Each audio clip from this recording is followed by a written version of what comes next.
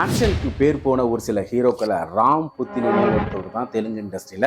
S, அந்த Ram புத்தினேனி and Sanjay Dutt இவர்களோட காம்போல வெளியில் வர போகிற டபுள் ஐஸ்மார் அப்படிங்கிற படத்தோட அஃபிஷியல் டீசர் வந்து இப்போ லான்ச் பண்ணிட்டாங்க. அந்த டீசருக்கு தான் இப்போ நம்ம ரியாக்ஷன் பண்ண போகிறோம். ஸோ ரொம்ப நேரம் பேச வேணாம், இந்த படத்தோட டீசரை பார்த்துட்டு பிறகு இதை பற்றி நம்ம நிறையா டிஸ்கஷன் பண்ணுவோமா? வாங்க.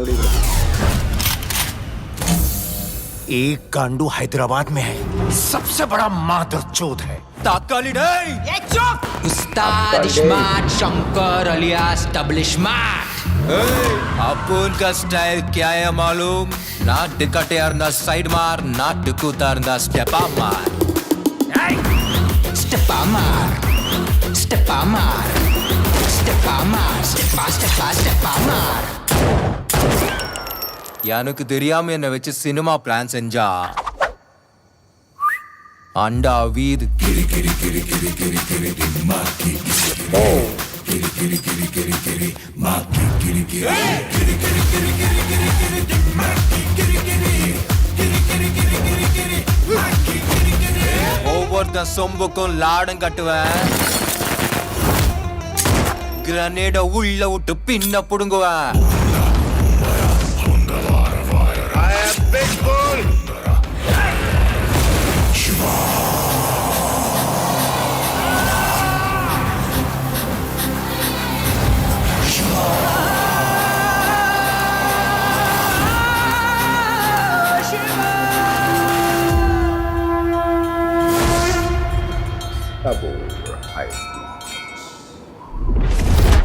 ஓகே காய்ஸ், டபுள் ஐ ஸ்மார்ட்டோட பூரி ஜெகநாதன் அவர்கள் தான் டைரக்ஷன் பண்ணியிருக்காரு. மணி சர்மா அவர்கள் தான் மியூசிக் பண்ணியிருக்காங்க.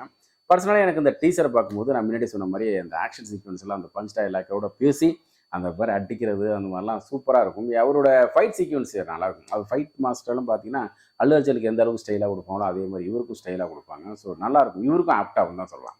ஸோ சில இடத்துலலாம் எப்பா என்னடா அடி மனுஷனை ஃபுல்லாதீங்களா அப்படிங்கிற மாதிரிலாம் இருக்கும்.